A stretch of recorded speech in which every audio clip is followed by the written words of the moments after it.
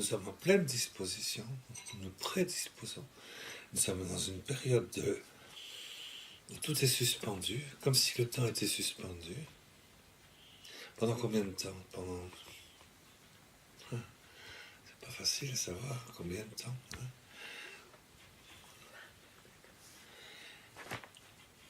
Et tout est suspendu, comme si... Je pense que des gens qui ont un peu d'intuition éprouvent ce que je suis en train de dire. On est comme dans une suspension. On ne sait pas ce qui va se passer. Il va se passer quelque chose. C'est très net en ce qui me concerne. Moi, on ne peut pas l'éprouver, je veux dire.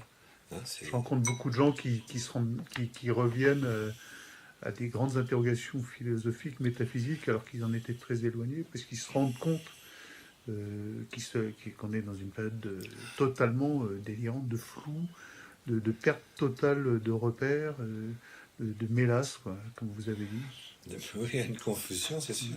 Ça, on est troublé, on n'a plus ses repères. Mais aussi, en même temps, on sent qu'on est dans une période de fond, que le temps est suspendu, comme si on était en plein suspense. Qu'est-ce qui va se passer? Il va se passer quelque chose. On le pressent, Les animaux le sentent, L'univers le sent, la révélation des fils de Dieu. C'est vrai, la création tout entière est là. Et elle attend la révélation des fils de Dieu. Et on sent qu'on est dans cette période-là, qui va durer... Attention, elle ne va pas durer un siècle. Il ne faut pas croire ça. Pas croire ça, ça va durer le temps d'une...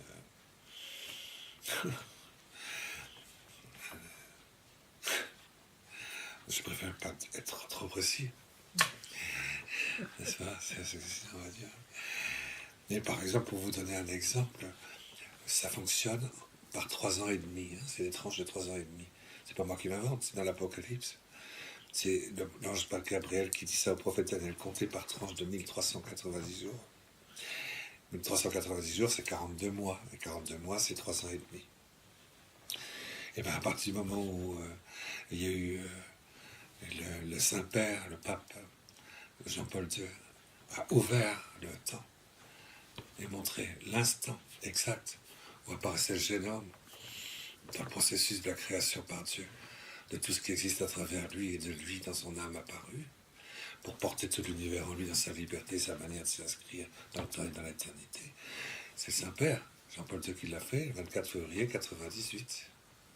Là, il a ouvert les portes du Saint des Saints, du lieu où s'introduisent les démons et tous leurs affidés comme des vautours pour venir briser, détruire, enfin dévaster. Eh bien, tu comptes 1290 jours après, 3 ans et demi après, puis 3 ans et demi après, ça fait 7 ans, quoi. Et tu tombes sur, c'est coup-ci, même, tu tombes sur le mars 2005, quand l'ONU dit, et tu comptes encore 1290 jours après, et tu tombes sur l'an 2008, et sauf erreur, n'est-ce pas, 2005 ou 2009, tu tombes sur l'an septembre 2008, ça fait 3 ans et demi en effet, et c'est là que c'est produit un événement d'une importance mais prodigieuse, quoi. Parce qu'aussi bien on avait décidé de s'investir dans la matière vivante, voilà l'ONU qui décide de s'introduire et de prendre la maîtrise des sources de la création dans l'univers du monde du vivant originel. Et là, 3 ans et demi après, on est avec l'accélérateur de particules qui est à Genève, là, on se décide à rentrer dans ce qui fait l'origine de lumière, ce qui est juste avant la lumière, qui a fait l'origine de la matière. L'accélération de particules, c'était pour ça, pour essayer de trouver dans le boson de Higgs le standard qui permet de donner à ce standard donc, qui préexiste et qui donne sa forme aux formes lumineuses de la matière formée dans notre univers. Il s'agissait de rentrer là pour donner une autre orientation que celle qu'avait donnée le Créateur. C'est ça que le directeur du CERN a dit. Il dit, nous voulons donner une autre forme que celle qu'a donnée le Créateur.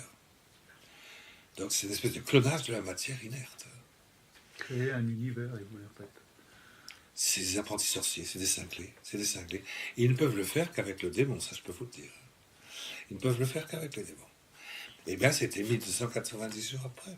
Alors vous comptez comme ça, hein, de 3h30 en 3h30, ou si vous préférez de 7 ans en 7 ans. Je me rappelle que par exemple, à l'époque de Joseph, qui était pharaon d'Égypte, eh ben, on lui a donné, voilà, il y aura 7 ans de vaches maigres, et puis 7 ans de vaches grasses, puis 7 ans de vaches maigres. Ça, et entre le moment où Saint Joseph est mort et Jésus est mort, il y a 1290 jours. Il y a 3h30.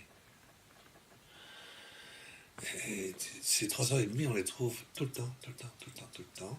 C'est lorsque Gabriel dit ça, c'est la mesure du temps de la confrontation.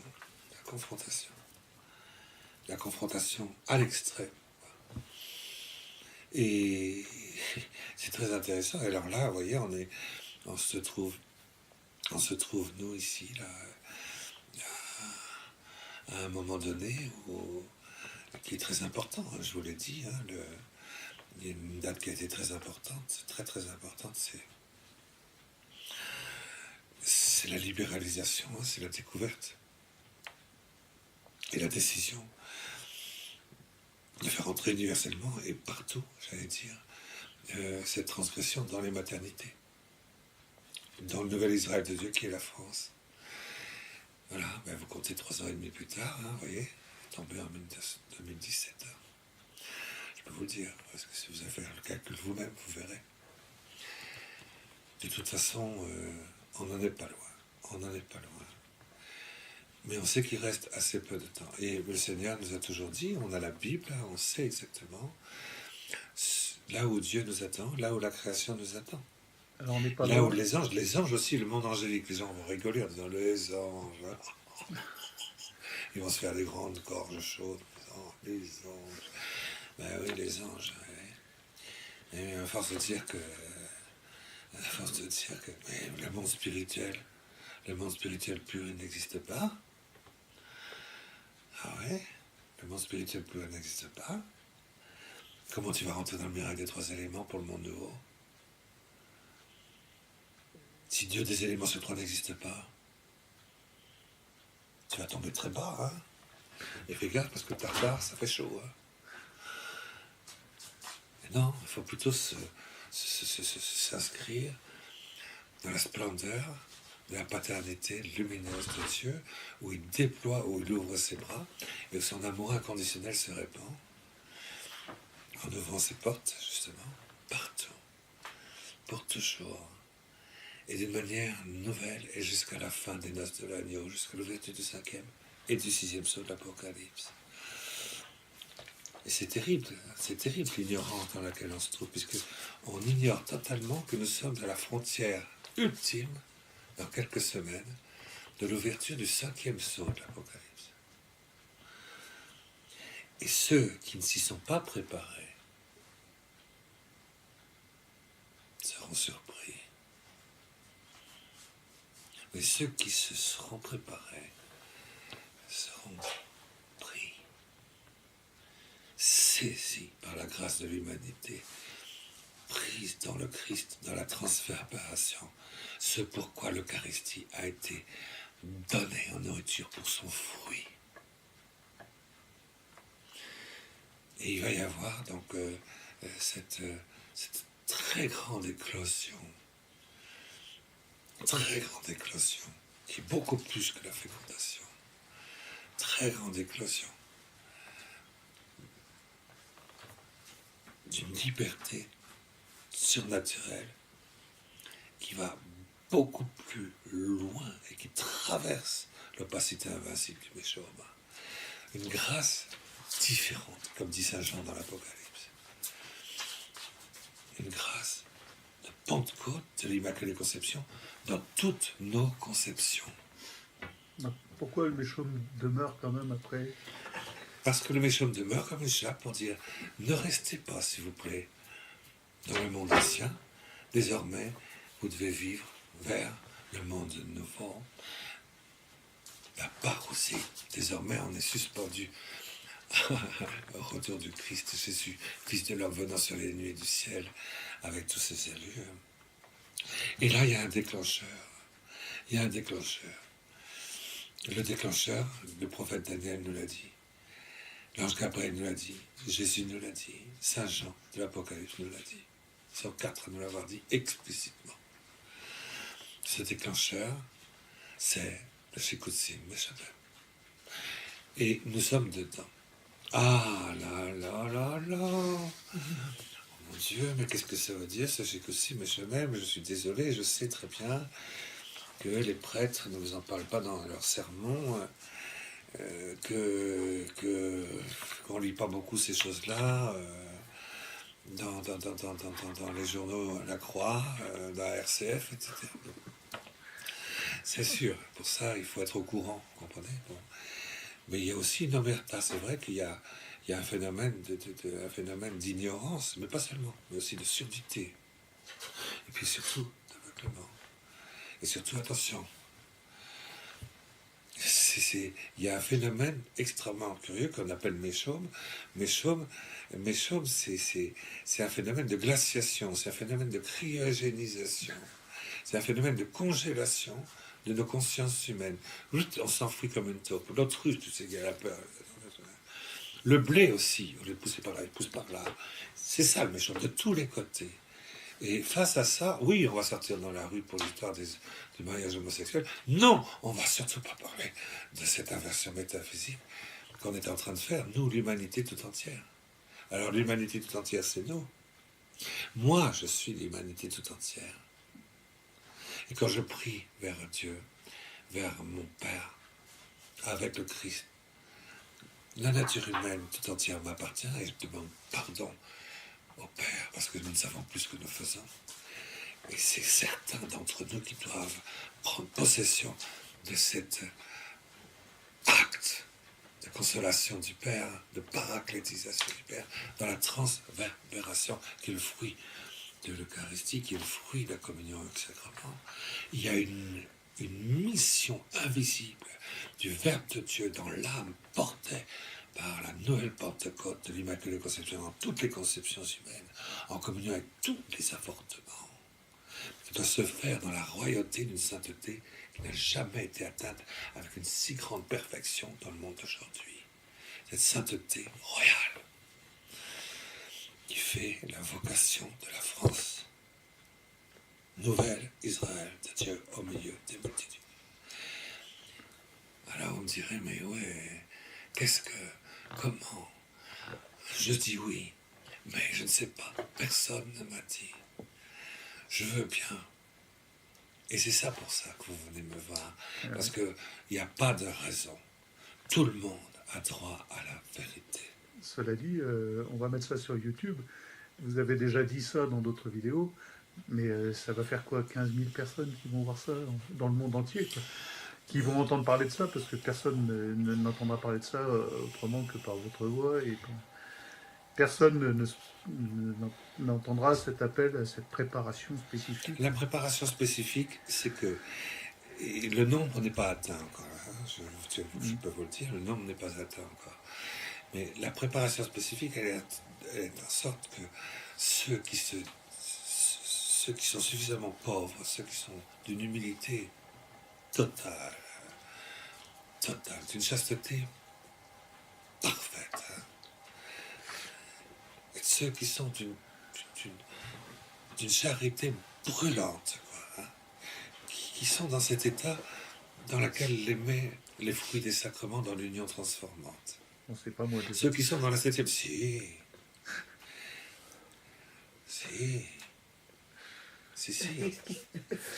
Mais si, bien sûr que si, vous aussi, bien sûr. Tous ceux qui sont dans cette pointe extraordinaire de la grâce accomplie de la vie chrétienne, en plénitude reçue, dans son accomplissement, dans l'oraison, dans la 7e demeure. N'importe quel baptisé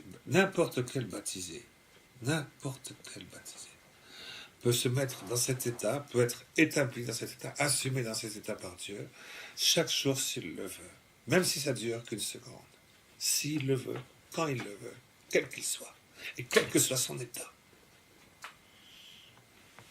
Bon, c'est-à-dire Ah, mais personne ne nous a expliqué comment je peux être dans cet état de plénitude reçue, de la grâce dans la 7e demeure, du mariage spirituel, de l'union parfaite avec Dieu, dans l'intégration à l'intérieur du monde nouveau, hein, de la Jérusalem accomplie. malgré le méchum, comment? Justement, le méchant qui me pousse à être catapulté vers la fin, plutôt de rester dans le monde ancien. Et en tout cas, c'est au pouvoir de tous les chrétiens qui sont en état de grâce, lorsqu'ils font raison, de se laisser prendre instrumentalement dans la 7e demeure, parce qu'on n'est jamais dans la première demeure. Ah, moi je suis dans la première demeure, je lutte contre... ah ouais, j'ai des tentations d'adultère, donc je suis encore dans la première demeure. Mais non, quand on est dans l'oraison, on est dans les 7 demeures. Mais voilà. On se promène. On se promène, c'est le Saint-Esprit qui promène là où on doit être purifié, là où on doit être sanctifié, là où on doit être divinisé, et là où, d'un seul coup, toc, ne serait-ce qu'un centième de seconde, on s'en rend pas compte, mais on est passé à un moment donné au 7e mariage. C'est pas du tout, la vie chrétienne, c'est pas du tout, ah, maintenant je suis dans la 7e demeure, c'est terminé. C'est pas du tout ça. Mais non, je suis pire que vous, enfin. C'est quand je suis au raison, mais bien pire que vous. En fait, au raison comme moi, vous êtes passé devant. Bon, ceux qui sont dans l'humilité la plus profonde, la charité la plus brûlante, dans la plénitude reçue, hein, ils peuvent tous les jours se préparer à cet état dans lequel on va se retrouver au moment de la fulguration de la conception du génome du monde nouveau. C'est ce qu'on appelle dans la Bible le 5e sceau de l'Apocalypse. C'est ce qu'on appelle dans le langage courant aujourd'hui, depuis les 1000 à environ apparitions de la Vierge, depuis les années 1820, 1830. On appelle ça l'avertissement. En espagnol, on appelle ça la fissa, je crois. La fissa. L'avertissement. L'avertissement, tout le monde le sait, puisque je pense que tout le monde le sait, ça, tous les gens un peu marcher savent ce que c'est que l'avertissement. L'avertissement, c'est, attends, vous êtes en train de faire, vous voyez ce que vous êtes en train de faire, la nature humaine, là? C'est que si méchant même, et vous voulez pas le voir, vous ne pouvez pas le ressentir, vous pouvez rester cryogénisé, paralysé, sourd, muet, tac, rien, continuer comme si de rien n'était. Attendez, il va y avoir un avertissement. Enfin, il va y avoir un avertissement. Il faut changer complètement son fusil d'épaule, hein, complètement. Hein. Il faut se tourner vers tous, hein, vers tous. On se tourne vers quelque chose qui est au maximum différent. Avertissement, c'est un superlatif. Au maximum vers le monde nouveau, il va y avoir un arrêt du temps. Et cette espèce de sentiment qu'on a, dont on parlait tout à l'heure, on est suspendu au mystère du temps en ce moment. On est en plein suspense. Qu'est-ce qui va se passer? Les animaux qui commencent à fuir dans la forêt.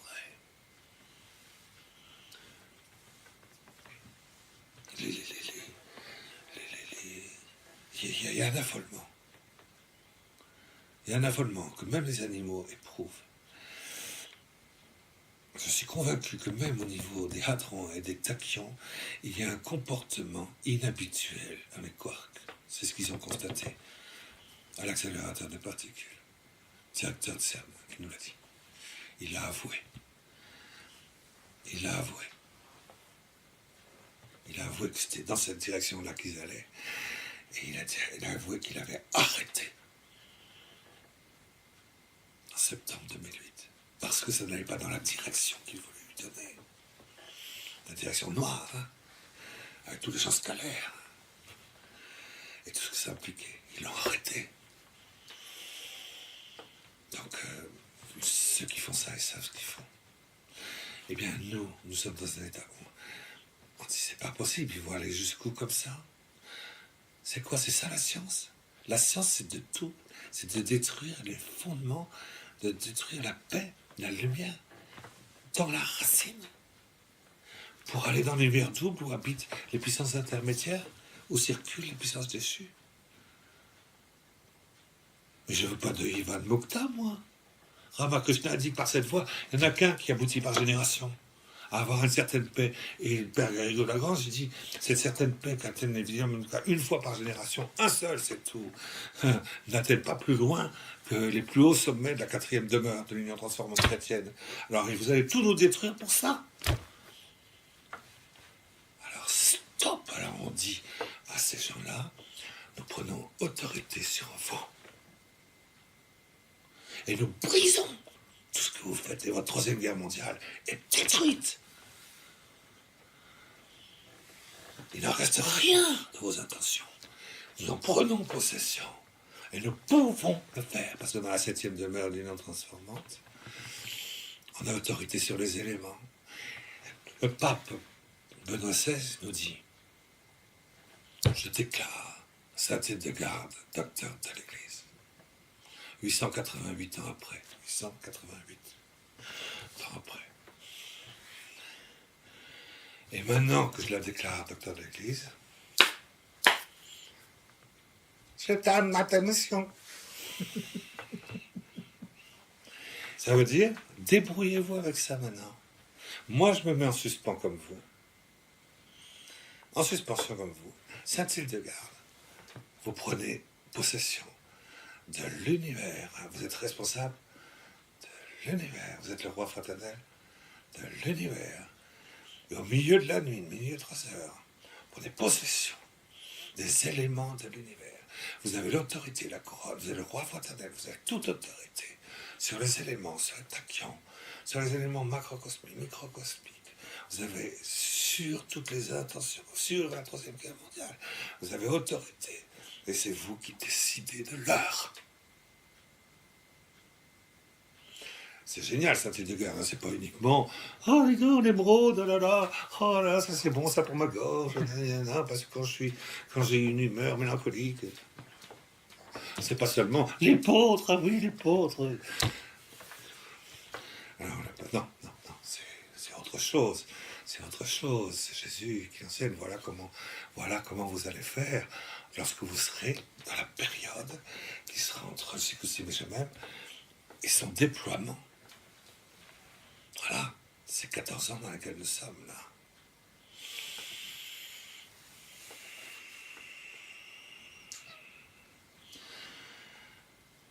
Qu'est-ce qu'on doit faire? Eh bien, je m'excuse, mais les chrétiens, les autres aussi, ont droit à la vérité. L'Église est là, elle ne cache rien, elle ne se planque pas, elle le dit, ça ne t'intéresse pas, ben, très bien. Mais tu seras surpris quand même. Et il faut qu'il y en ait quelques-uns. Et il faut que le nombre de ces quelques-uns soit atteint. Il faut qu'il y en ait quelques-uns qui, comme la royauté, la sainteté attendue par l'univers et par Dieu, Dieu nous attend là, à une sainteté accomplie, dans une certaine plénitude reçue. Une humilité substantielle. C'est pas compliqué. Je répète, une humilité substantielle. Et je répète, substantielle, notre humilité. Et une pureté contemplative, virginale, sponsale, en plénitude. Et une charité brûlante qui fait qu'on est avec Jésus, on est capable de rentrer dans le feu incréé du cœur de Jésus, dans l'accomplissement eucharistique de la fin du monde, qui brûle notre cœur et qui fait qu'on l'accompagne, Jésus, dans ce feu incréé divin, comme il apparaît dans sa sépulcre, comme ça. Et tout le monde peut le voir de ses yeux, chaque année, au samedi saint. C'est avec ce feu-là que je pénètre avec Jésus en Adam, dans le premier homme, dans tous les hommes qui ont suivi, dans les hommes d'aujourd'hui, tous sans exception, dans les hommes qui viendront. Et avec lui, je traverse. Je viens les habiter tous ensemble, avec ce feu divin. Et je prends possession de ce qu'ils sont, eux, pour pouvoir être là, à leur place, en même temps qu'eux, et en communion avec eux, directement avec eux, comme je l'ai été dans le premier génome de ma vie, dans mon existence sur la terre, quand Dieu m'a créé, de la même manière, mais d'une manière cette fois-ci accomplie, adulte, dans la maturité du mariage spirituel de l'Église tout entière, et la vocation de l'Église, du nouvel Israël de Dieu millénaire. Il ne faut pas qu'il y en ait qu'un. Hein. Il faut qu'on soit un certain nombre en communion avec lui. Un roi, c'est un peuple. Un prophète, c'est un prophète. c'est un désert qui l'écoute. Et un prêtre, c'est un responsable devant tout le monde spirituel angélique, bien au-delà du monde de la terre. Et en médiation réelle avec tout ce qui existe. Et les trois ensemble, et on doit s'y préparer. On sait comment il faut faire pour s'y préparer. C'est simple de s'y préparer. Ce n'est pas compliqué de s'y préparer. On n'a pas besoin de faire de la théologie pour s'y préparer. C'est extrêmement simple de s'y préparer. C'est très beau de s'y préparer. N'est-ce pas? Vous essayez de vous y préparer, vous? Ah, alléluia. Je me sens un peu moi seul, merci beaucoup. Vous s'y préparez? Oui, on s'y prépare. On se prépare à quoi? Mais, est-ce que dit l'Apocalypse? Il se fit alors un silence d'environ une demi-heure. Tu as besoin d'avoir fait 15 ans de théologie pour entendre ça. Il se fit un silence d'environ une demi-heure. Chaque jour donne une demi-heure. Quand il y aura l'ouverture du 5e sceau de l'Apocalypse, je peux vous dire tranquillement, personne ne viendra me dire que c'est pas vrai. Puisque c'est l'enseignement des apôtres, c'est l'enseignement de l'Ancien Testament, c'est l'enseignement du Nouveau Testament, c'est l'enseignement des docteurs de l'Église, c'est l'enseignement du ciel qui vient de le rappeler encore aujourd'hui. C'est l'enseignement du ciel de Fatima, c'est l'enseignement du Lourdes, c'est l'enseignement de l'Immaculée Conception, c'est l'enseignement, bref, c'est l'enseignement de tout. Et ben, c'est quoi l'enseignement? C'est dire qu'est-ce qui se passe. Qu'est-ce qui va se passer ce jour-là? Pendant une demi-heure, ça va durer en fait 3 fois 7. 3 fois 7, 21 minutes. Il y aura 3 grands moments. Il y aura une suspension du temps. Et il y aura une Pentecôte. Une Pentecôte. Pour tous les hommes. On est environ 7 milliards, je crois, c'est ça? À peu près. À quelque chose près. On est 7 milliards. Tous suspendus au même moment. Ça va durer une demi-heure.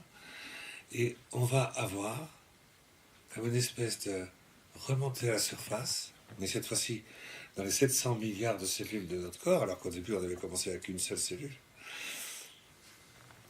C'est le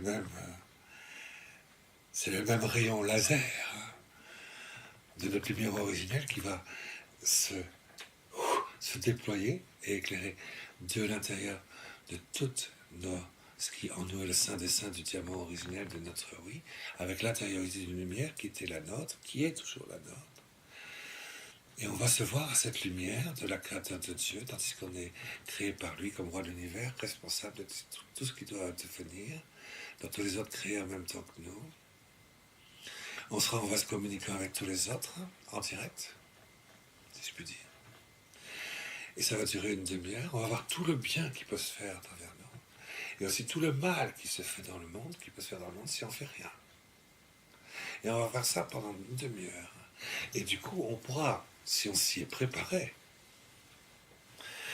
si on a pris, comme dit saint Thomas d'Aquin, un habitus, c'est-à-dire un pli d'humilité, de charité, et de rédemption universelle, et donc de sponsalité.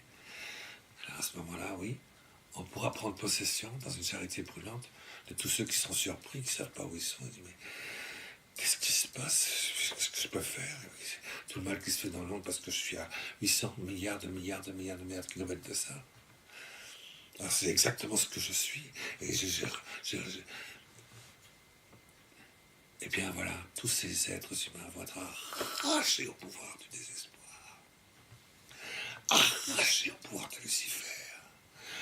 Arrachés au méchant, ne serait-ce que pendant 20 minutes, à cause de l'Église, de la Jérusalem spirituelle véritable, de la royauté, des Gédéons nouveaux de la terre. Et ils vont être assumés par eux, transportés au-delà de l'opacité invincible de la noirceur du méchant. Et ils vont voir qu'ils peuvent être établis, reposés dans le temps de la terre, avec une espérance nouvelle, un monde nouveau, une liberté d'enfant absolue et substantielle. L'arrivée de l'ère de l'enfance substantielle est arrivée, voyez. Ça, tout ça, c'était... Et les enfants vont nous y aider, bien sûr, tous ceux qui sont sous l'autel du 5e sceau de l'Apocalypse, qu'on revêt d'une robe blanche de l'air. C'est extraordinaire, ça. Ça fait pleurer, quoi, tellement c'est beau. Et il y a ça qui va se passer. Ça va se passer. Il va y avoir l'avertissement. Il va y avoir l'ouverture du 5e sceau de l'Apocalypse. Et cet avertissement n'aura pas lieu dans 50 ans. Cet avertissement n'aura pas lieu dans 20 ans.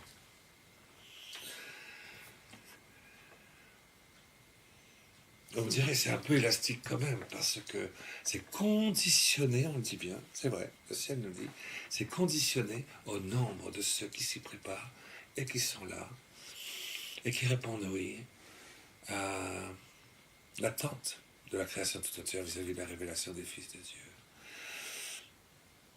Et je tiens à dire une chose, parce que je sais que c'est vrai, je constate que c'est vrai, je crois que c'est vrai. Parce que le Seigneur, il veut en sauver beaucoup, il veut sauver beaucoup d'âmes. Il n'y en a pas un seul qui ne sera pas sauvé dans cette histoire d'avertissement. Tous seront pris par une liberté nouvelle d'une innocence triomphante. Oui, Et ce qu'il y a d'extraordinaire, c'est que nous, si on est à notre place, si on est avec le cœur du roi, avec le cœur de la sainteté, justement, une nouvelle, parfaitement identifiable, du nouvel Israël de Dieu au milieu d'une multitude.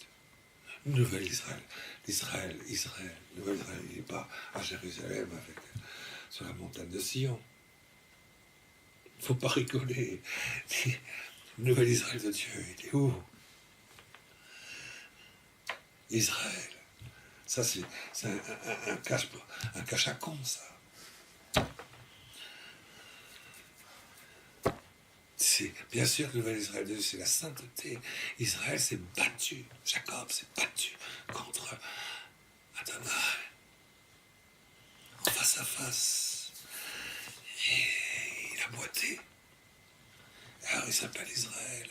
Cette lutte extraordinaire.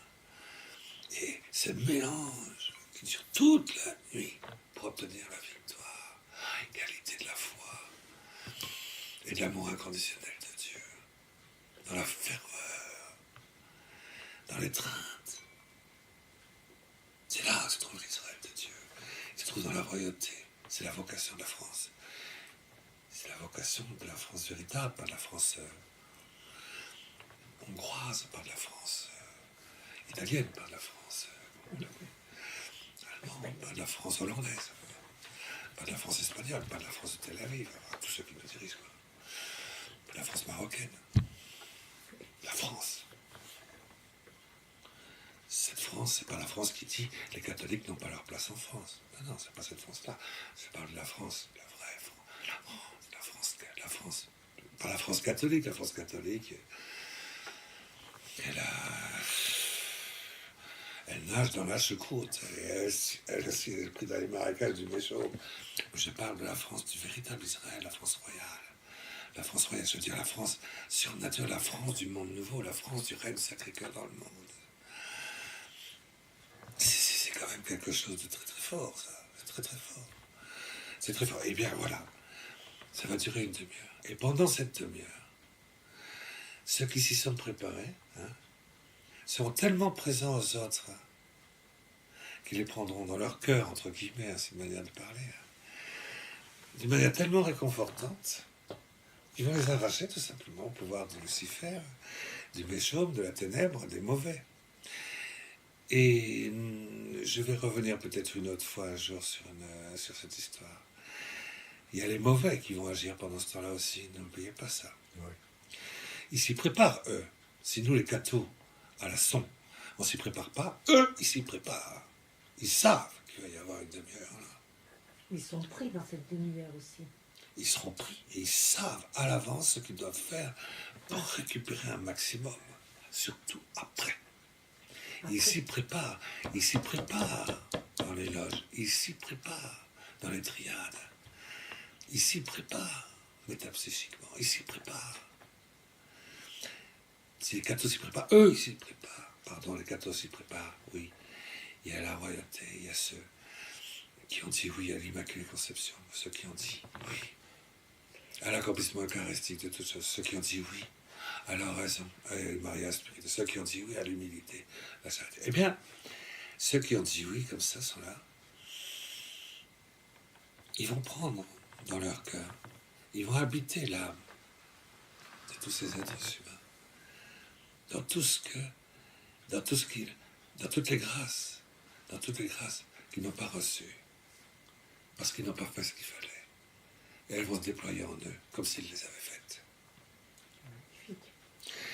Et du coup, mais du coup, l'ensemble de la nature humaine de la Terre sera comme une espèce de coupe. Et cette coupe va pouvoir recevoir la Pentecôte de l'Immaculée Conception, c'est-à-dire le climat de l'Immaculée Conception intérieure dans toutes nos conceptions, et nos libertés humaines vont se retrouver absoutes, si je puis dire, dans l'Immaculée Conception. Et c'est ça la deuxième partie, à partir de la 8e minute. Et puis ensuite, à nouveau, dans la spontanéité du trône, de la patentière de Dieu, dans la gloire du Père. Et là, on sera remis sur la terre, si je puis dire.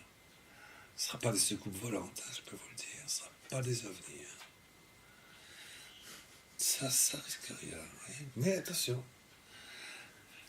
Voilà. Donc, je crois que c'est des petites choses, vous voyez. C'est des petites choses. Je crois que tout le monde doit savoir qu'on est en plein méchant. Deuxièmement, doit savoir qu'il est appelé. Dieu vous attend. Troisièmement, votre rôle est presque aussi grand que celui qu'était le rôle de Saint Joseph et Marie dans le jour ou l'instant qui a précédé le mystère de l'incarnation de Jésus. Aussi important que ça. Alors, laissez tomber tout le reste. Hein. Femme, maison, enfant, bagnole, essence. Parapente. Laissez tomber et donner la priorité absolue. Voilà. À ça. Et on est là, justement, vous êtes venus un petit peu pour ça, pour entendre des explications très concrètes sur le monde spirituel qui est en nous, pour qu'il puisse s'épanouir et qu'on puisse être les instruments de la Pentecôte de l'Immaculée Conception dans toutes les conceptions humaines, qui vont ainsi pouvoir remonter à la surface et refaire face à l'Antéchrist, mais cette fois-ci sans être totalement désarmé, méchomisé, cryogénisé, c'est vrai, et congelé.